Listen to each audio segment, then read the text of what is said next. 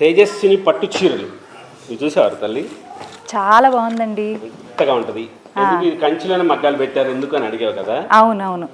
కంచికి అక్కడ Kanchi world famous పట్టు చీరలు ఏం పేరు చెప్తారు ఏదైనా కానీ కంచి పట్టు చీరలు అంటారు. అవును. ఆ కంచి పట్టు చీరలు ఎందుకు అక్కడ మనం తయారు చేస్తున్నామంటే అక్కడ వాతావరణానికి ఆ నీళ్ళకి డైయింగ్ చేయటం వల్ల ఈ మృదుత్వం వస్తుంది, ఇంత ఫైన్నెస్గా వస్తుంది, ఈ మెరుపు వస్తుంది.